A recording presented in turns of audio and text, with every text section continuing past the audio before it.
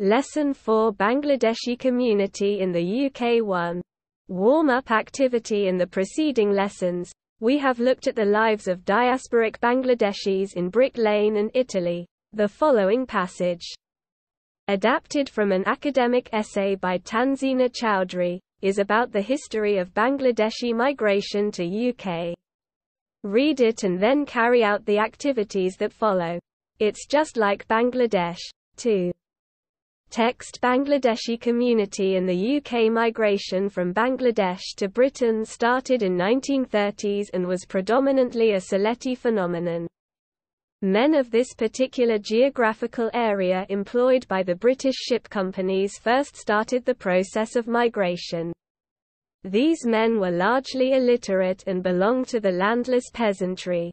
After the World War II, due to labour shortages, British government encouraged labour migration from its former colonies.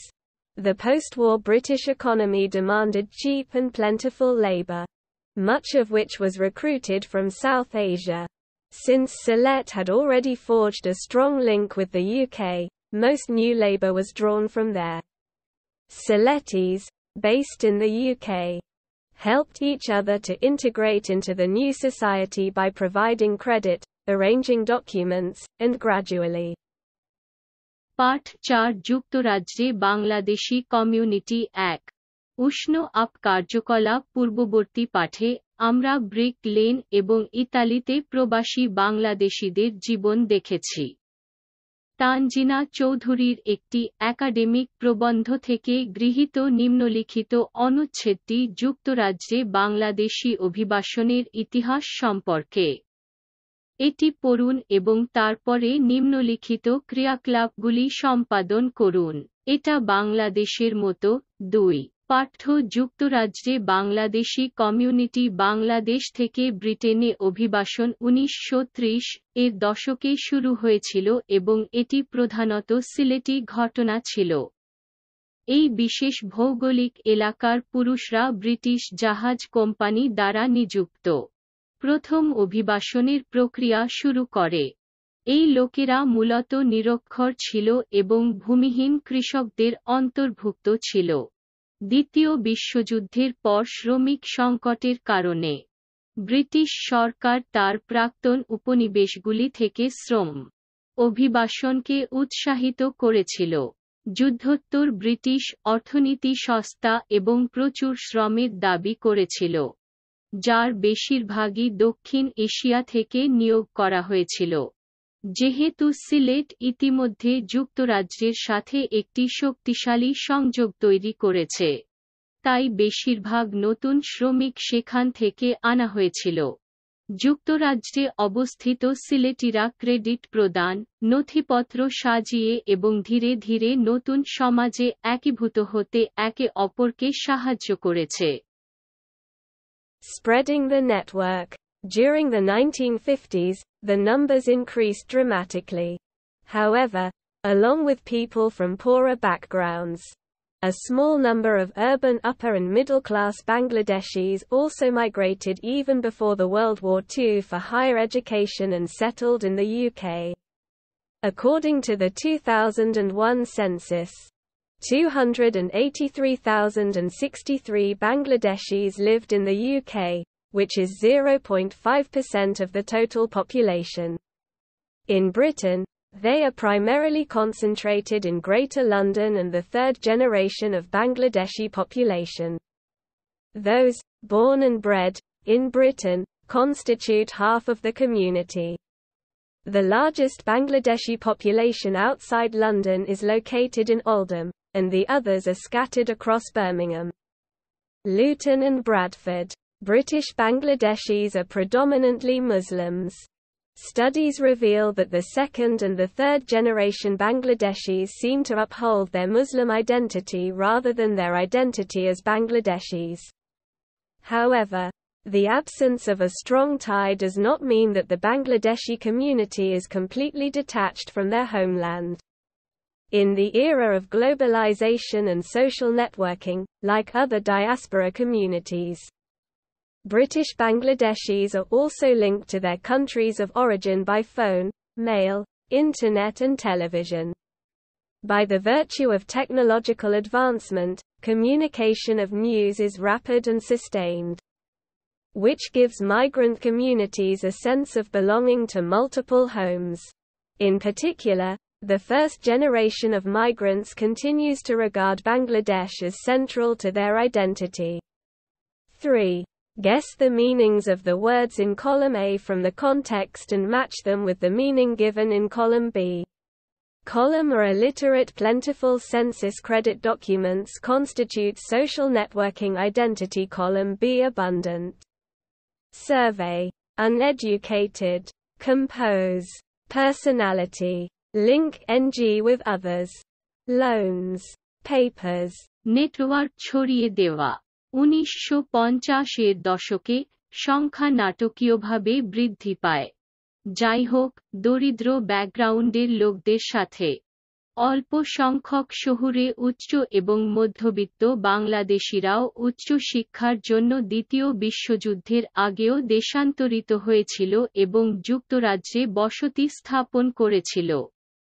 2001 সালের আদমশুমারি অনুসারে 2,83,063 জন বাংলাদেশি যুক্তরাজ্যে বাস করত, যা মোট জনসংখ্যার 0.5%। ব্রিটেনে, তারা প্রাথমিকভাবে বৃহত্তর লন্ডনে কেন্দ্রীভূত এবং বাংলাদেশি জনসংখ্যার তৃতীয় প্রজন্ম, যারা ব্রিটেনে জন্ম ও বংশবৃদ্ধি করে, তারা সম্প্রদায়ের অর্ধেক গঠন করে। লন্ডনের বাইরে সবচেয়ে বেশি বাংলাদেশি জনসংখ্যা ওল্ডহামে অবস্থিত এবং অন্যরা বার্মিংহাম, লুটন এবং ব্র্যাডফোর্ড জুড়ে ছড়িয়ে ছিটিয়ে রয়েছে। ব্রিটিশ বাংলাদেশিরা প্রধানত মুসলমান।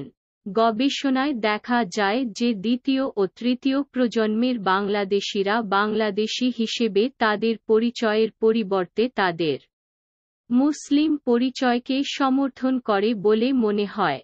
যাই হোক, একটি শক্তিশালী বন্ধন অনুপস্থিতির মানে এই নয় যে বাংলাদেশি সম্প্রদায় তাদের স্বদেশ থেকে সম্পূর্ণ বিচ্ছিন্ন। বিশ্বায়ন এবং সামাজিক যোগাযোগের যুগে অন্যান্য প্রবাসী সম্প্রদায়ের মতো ব্রিটিশ বাংলাদেশিরাও ফোন, মেইল, ইন্টারনেট এবং টেলিভিশনের মাধ্যমে তাদের জন্মভূমির সাথে যুক্ত হয়েছে। প্রযুক্তিগত অগ্রগতির গুণে সংবাদের যোগাযোগ দ্রুত এবং টেকসই হয়, যা অভিবাসী সম্প্রদায়কে একাধিক বাড়ির অন্তর্গত হওয়ার অনুভূতি দেয়। বিশেষ করে, অভিবাসীদের প্রথম প্রজন্ম বাংলাদেশকে তাদের পরিচয়ের কেন্দ্রবিন্দু হিসেবে বিবেচনা করে চলেছে। 3. প্রসঙ্গ থেকে কলাম এ শব্দের অর্থ অনুমান করুন এবং কলাম প্রদত্ত অর্থের সাথে মিল করুন। কলাম এ নিরক্ষর প্রচুর জনগণনা ক্রেডিট নথিপত্র গঠন করা সামাজিক যোগাযোগ পরিচয়। কলাম বি প্রচুর জরিপ অশিক্ষিত রচনা করা, ব্যক্তিত্ব অন্যদের সাথে লিঙ্ক করা, ঋণ কাগজপত্র। 4. Answer the following questions. A. Who were the first generation of Bangladeshis to migrate to Sylhet and how did they migrate? B. Who were the second generation of Bangladeshi migrants in Britain and what reasons did they have for going to Britain? C. Which class dominated in the first two generations of Bangladeshi migrants to Britain? Were all the migrants in the 1950s illiterate and poor? D. Where do Bangladeshi migrants prefer to settle down in Britain? E. How do Bangladeshi migrants in Britain connect to their country at this time? F. According to the passage, which generation of Bangladeshi migrants is most closely connected to Bangladesh and which generation feels the least for the country? 5. This is an academic essay, based on research and surveys. Point out words and phrases used in the passage that indicate the academic nature of the writing. 6. The passage is organized on the basis of chronology, i.e., in order of occurrence in time. Show how the writer carefully organizes the information assembled in the passage according to time periods and generations. 7. Discuss the use of facts and figures in the passage. What purposes do they serve? How are they organized? 8. Quite a few of the words used in the passage end with lie, such as predominantly and completely. Make a list of these words.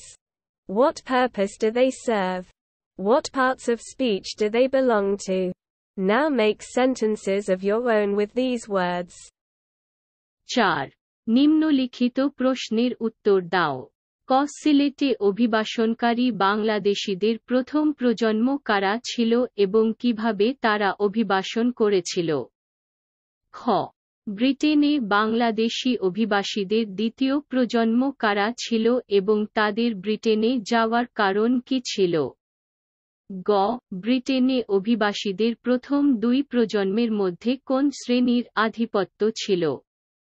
1950-এর দশকের সমস্ত অভিবাসী কি নিরক্ষর এবং দরিদ্র ছিল? D Bangladeshi অভিবাসীরা ব্রিটেনে কোথায় স্থায়ী হতে পছন্দ করে? এই সময়ে ব্রিটেনে বাংলাদেশি অভিবাসীরা কিভাবে তাদের দেশের সাথে সংযোগ স্থাপন করে? চ অনুচ্ছেদ অনুসারে বাংলাদেশি অভিবাসীদের কোন প্রজন্ম বাংলাদেশের সাথে সবচেয়ে ঘনিষ্ঠভাবে যুক্ত এবং কোন প্রজন্ম দেশের জন্য সবচেয়ে কম অনুভব করে? 5. এটি একটি একাডেমিক প্রবন্ধ, গবেষণা এবং সমীক্ষার উপর ভিত্তি করে। অনুচ্ছেদে ব্যবহৃত শব্দ এবং বাক্যাংশগুলি নির্দেশ করুন যা লেখার একাডেমিক প্রকৃতি নির্দেশ করে। 6. অনুচ্ছেদটি কালানুক্রমের ভিত্তিতে সংগঠিত হয়, অর্থাৎ সময়ের মধ্যে সংঘটিত হওয়ার ক্রম অনুসারে। সময়কাল এবং প্রজন্ম অনুযায়ী উত্তরণে সংগৃহীত তথ্য লেখক কিভাবে যত্ন সহকারে সংগঠিত করেন তা দেখান। 7. প্যাসেজে তথ্য ও পরিসংখ্যানের ব্যবহার আলোচনা কর। তারা কি উদ্দেশ্য পরিবেশন করে? তারা কিভাবে সংগঠিত হয়? 8. প্যাসেজে ব্যবহৃত বেশ কিছু শব্দ এলওয়াই দিয়ে শেষ হয়, যেমন প্রধানভাবে এবং সম্পূর্ণভাবে। এই শব্দগুলির একটি তালিকা তৈরি করুন। তাদের পরিবেশনের উদ্দেশ্য কি? তারা বক্তৃতা কোন অংশ অন্তর্গত? এখন এই শব্দগুলি দিয়ে আপনার নিজস্ব বাক্য তৈরি করুন।